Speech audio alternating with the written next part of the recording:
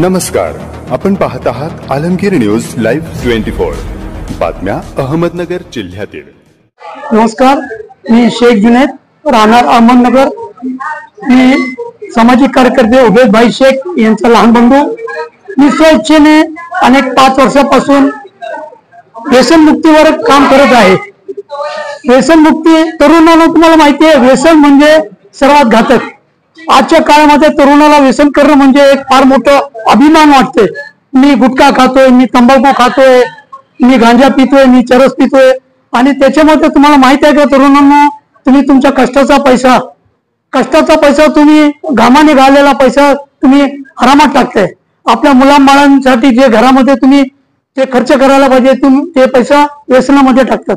सर्वात मोठी गोष्ट म्हणजे आज मी तुम्हाला एक उदाहरण सांगतो। माझा एक मित्र होता, आम्ही व्यायाम करायचो बरोबर, तर तो येता जाता थोडा गुटखा खा, तंबाखू खा। मी म्हणलं अरे दादा आपण नाही करायला पाहिजे, तरी त्या माझ्या मित्राने ऐकलं नाही। थोडा खाता इतका व्यसन झाला की त्याला शेवटी कॅन्सर झाला।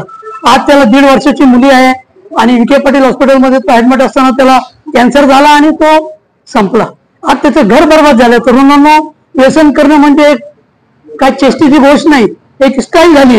मी गुटखा खाईन, मावा खातो, अरे तुम्ही तो पैसा तुमच्या घरातला प्रपंचांच्या तोंडातला घास तुम्ही काढून हरामात टाकते, तुम्हाला माहिती आहे।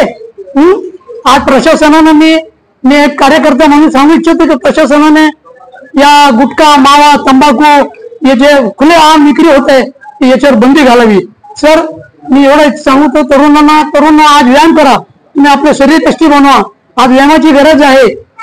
या गोष्टीकडे तुम्ही दुर्लक्ष करा। व्यसन फार म्हणजे घातक आहे शरीरासाठी, घर संसारासाठी। आणि तुम्हाला एक खास गोष्ट सांगू इच्छितो की तरुण, तुम्ही कुठे गुटखा खाऊन बसवता तर लोक तुमच्यापासून 2 खुर्च्या जाऊन लांब बसतात।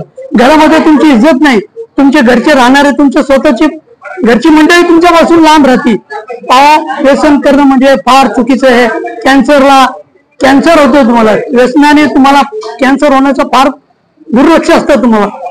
तर तरुणांना माझी इच्छा हे सांगू इच्छितो की तुम्ही गुटखा, मावा, तंबाखू हे थोड्या पद्धतीने खातो, एकतर पैशाचा नासधूस होती, तुमच्या कष्टाचा पैशाची नासधूस होती। दुसरी म्हणजे समाजामध्ये तुमची इज्जत राहत नाही, तुम्हाला कुणी जवळ करत नाही। तर मी सांगू इच्छितो की मित्रांनो, तुम्ही व्यसन पासून दूर राहा, व्यसन मुक्त राहा। आणि हे सांगून मी माझे 2 शब्द संपवतो। जय हिंद, जय महाराष्ट्र।